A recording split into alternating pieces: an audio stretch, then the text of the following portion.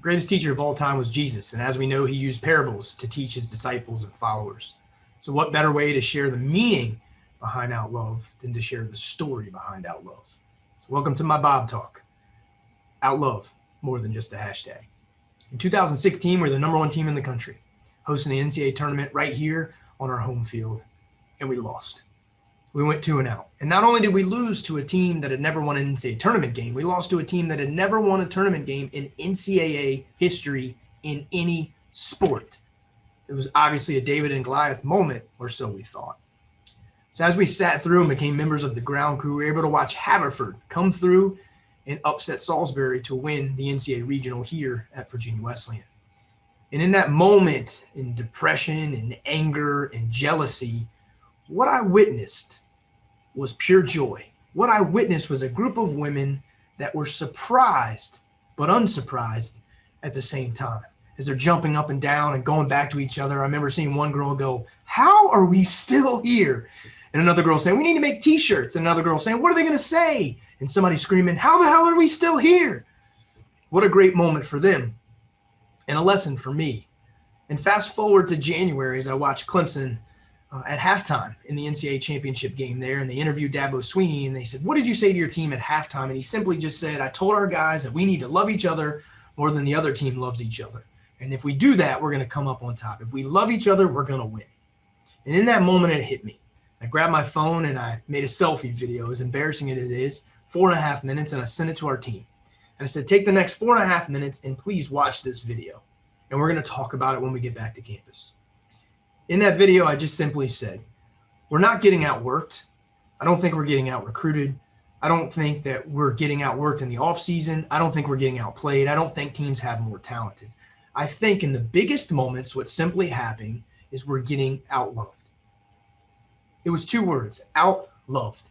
And what I told them was very specific. It wasn't that I didn't think we loved each other, because we do, but that in the biggest moments, on the biggest stage, in the regionals, in certain areas of our game, other teams and opponents were loving each other more than we were.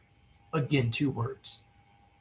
So we took that and we had some team meetings and we talked about what those things look like. And we also brought in a leadership guy named Bob Groves, a dear friend of mine.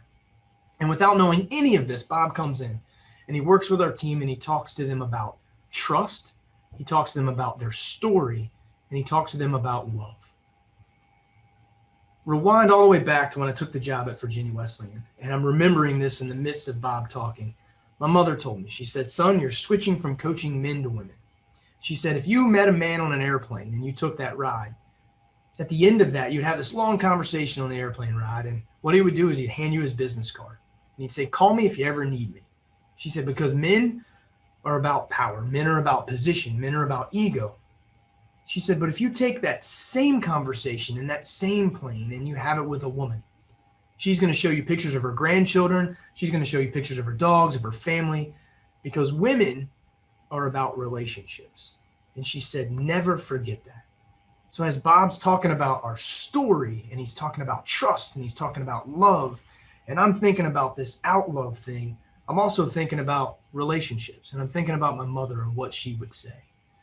If you take all of that in, as we get in and we learn everybody's stories, and we learn how to trust, and we learn how to love, and we learn how to outlove, I saw a group of women, instead of taking a coach's mantra, which is what we had done in years past, hashtags and words and mantras, instead of taking someone's mantra and saying, we'll follow that, they took 2 words. They took meaning, they took relationship, they took their trust with each other, and they took these 2 words of outlove and they put it together as a hashtag outlove.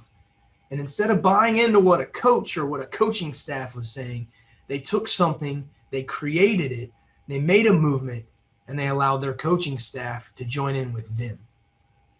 And the results speak for themselves. And it's certainly easier to step back in 2020 and talk about 2017 and the first national championship in our program's history and say, certainly winning a national champion does that. But if you talk to the women within that program, outlove is not just a hashtag.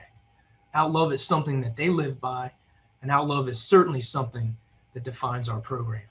So what does that look like? What does outlove look like? Within our program, it's two women competing at the same position and someone getting the starting job. And instead of being jealous and upset and angry at that person, we're actually joyful for them. We have love for them and we root for them. We outlove them in that moment. In a moment where I'm getting pinch hit for, instead of being upset because coach isn't giving me that chance, I grab my teammate, I'm going to put my arm around her and I say, it's your turn. It's your turn to shine, and outlove them. When somebody takes my job and takes my position, I go up to them and I tell them, hey, it's your turn to shine. When somebody upsets me or says something angrily towards me, that I love on them and I praise them in another situation. But you see, outlove isn't just about softball. It's beyond that. And what this group of women did in 2017 is they took outlove far beyond the softball field. And it was about relationships, and it was about trust, and it was about love.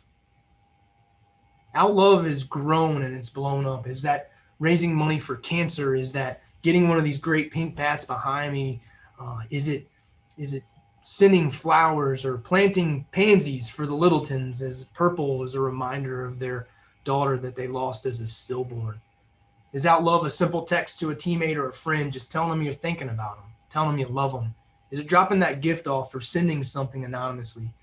Because outlove is not something that you do because you need to see somebody feel better. Outlove is something you do because you can and because you care. And the best part about outlove is not what we define it as individuals, but what it looks like for yourself. And taking that and transforming that to someone else. Fast forward to 2018 and talking about hashtags and things we wanted to do as a program and what our mantra was going to be that year. And I sat in front of another group of women and the message was clear. Coach, we can have another message, but outlove is who we are. That's what our program's about.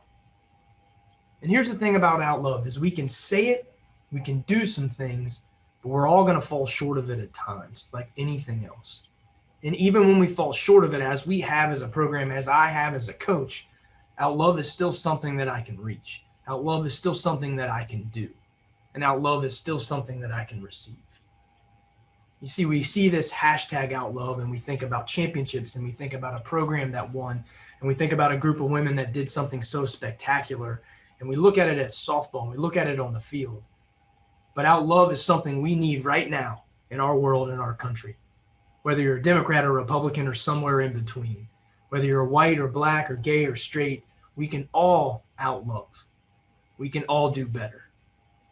So I challenge you to hashtag outlove someone today, an area today, or find a way that you can outlove. Because hashtag outlove is far more than a hashtag. Thank you for coming to my Bob Talk. Outlove.